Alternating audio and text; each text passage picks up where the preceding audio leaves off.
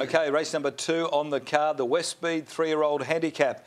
And as we take a look at the field, we're over 1,200 metres and brings together a very even field. The race time to go at 12:40 our time. Averrose has been in wonderful form for this Ian Gladding trained galloper. We'll take a look at its last run. Also, that gets you Faint, who flew home for third. Estiati was a very impressive win on the Thursday meeting at Ascot. And Cherchez La Femme was the other one, who was a very good winner as well when it defeated Chopin. Okay, other runners in this race are Mighty Mac, struggling a little. Belair went up in against Dark Target in the Fair Ether, was beaten 7 3/4. Explosive Mac resumed from a spell, 4th of 8th behind Averrose. Grey Monarch's an interesting horse, and he was responsible for a very good effort at the trials behind Kim Currency. Key to Money's just been scratched a few times since his last start, second to Ken's Double. Radiant Prince won a nice race down at Bunbury for Adam Durant and William Pike. And Rock My Pago comes out of a third at Northam. Squala Grandi was 4th of 9 to Cherchez La Femme. Okay, let's go back, have a look at the previous runs, and now we're looking at Averrose and Faint. This was on Victorian Derby Day. Averrose, the leader. Faint makes up a lot of ground from back in the field. Then 2 lengths Explosive Mac, but Averrose going well down to the 200. He's over a length and a half in front. Eliotto's gone. Robin the Great battling. Then Faint getting right up near the fence. Averrose clear. Robin the Great trying hard, but Averrose will be too strong. It's Averrose for the money. He's been in grand form. Averrose beats Robin the Great, the other newcomer. Good win by Averrose. Went to the front, sped along on a day that suited front runners, but the run of the race was Faint. This horse, having its first start, missed the kick, had to switch back to the inside, and closing sectionals were very good. I think he'll be my on-top selection in this one.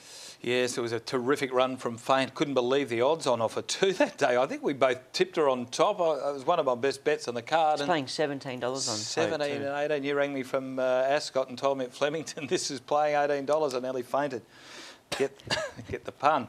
Right. The next of the races that we're about to have a look at is Estiati.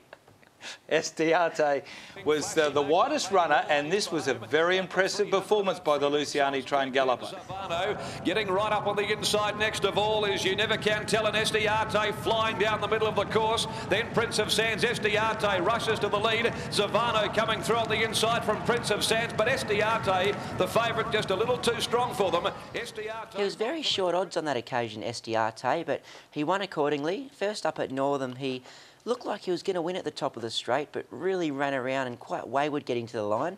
The blinkers went off last start and he won very well.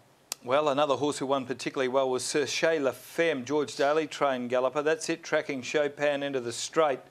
And when Cherchez La Femme lets down, it's got a nice turn of foot. Swallow Granty followed then on the rails by Shavano, who's picking up ground late. Chopin, 150 to go, the leader. Here comes Cherchez La Femme, though. It's Chopin, Cherchez La Femme. Cherchez La Femme grabs it, and Cherchez La Femme races away to beat Chopin. 3.5 lengths away. Very good win on debut by this filly. She really hit the line well, and the whole family's been winners. So I think there could be a future for this one. Is that the whole Daly family?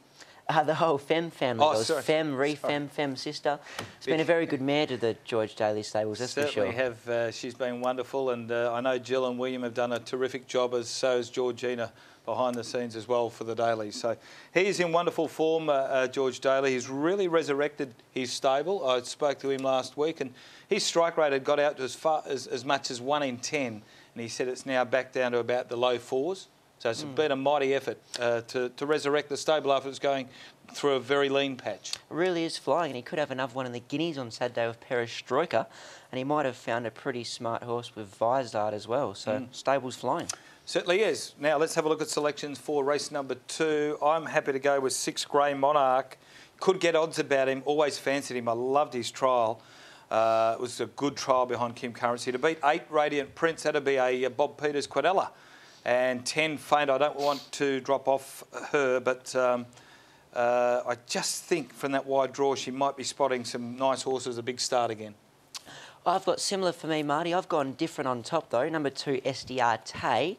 Off the strength of his win, the pennies really dropped with this horse, and I think there's more wins in store. To beat number 10, Faint, the barrier could be the problem this week. Drawing a gate, I think, could turn it around on SDR Tay.